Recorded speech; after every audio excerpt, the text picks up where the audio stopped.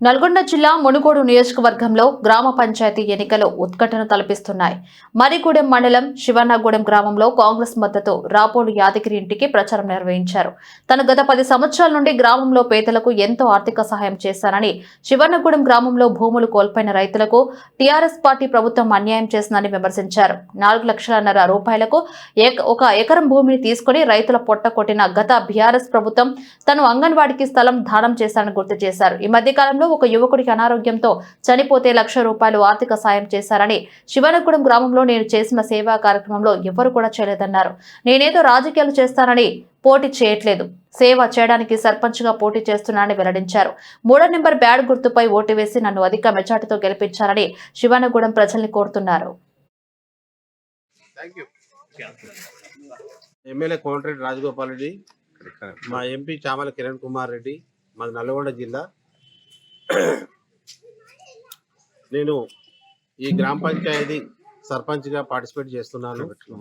శివన్నగూడెం గ్రామ పంచాయతీకి పార్టిసిపేట్ చేస్తున్నాను. అది కూడా కాంగ్రెస్ పార్టీ ఒక మంచి నిర్ణయం వల్ల. ఇదివరకు 2 పిల్లల నిబంధన ఎత్తివేసింది కాబట్టి నాకు ఈసారి అవకాశం వచ్చింది.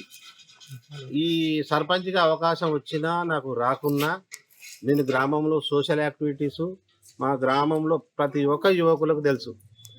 అది నేను ప్రత్యేకంగా దీని గురించి ఈ ఎలక్షన్లో నాకు ఓటేయమని పెద్ద నేను చెప్పుకునే ముచ్చట లేదు. ప్రతి ఒక్కరికి తెలుసు. ఎవరున్నా ఆపతున్నా సాపతున్నా ప్రతి ఒక్కరి గ్రామంలో ప్రతి ఒక్కరి విషయం తెలుసు. ఇవాళ రేపు ఎట్లా ఉందంటే ఎలక్షన్స్ రాగానే డబ్బు పంచుడు, మద్యం పంచుడు, కాళ్ళు పట్టుకున్నాడు, ఏళ్ళు పట్టుకున్నాడు, అయ్యా అనుడు, అమ్మ అనుడు అనే నానుడు అయిపోయింది. గ్రామంలో ఏముంది అనేది లేదు. మా శివన్నగూడెం గ్రామం మేజర్ గ్రామ పంచాయతీ. మాకు మొత్తం ఊళ్ళో భూములు పోయినాయి. 4,00,000 రూపాయలకు ఎకరం తీసుకొని మా రైతుల నూళ్ళలో మట్టి కొట్టిరు.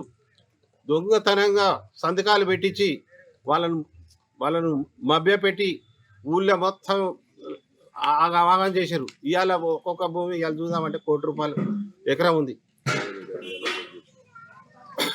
ఇంకొక విషయం ఏంటంటే గ్రామంలో ఇంత పెద్ద కనీస మౌలిక వసతులు లేవు.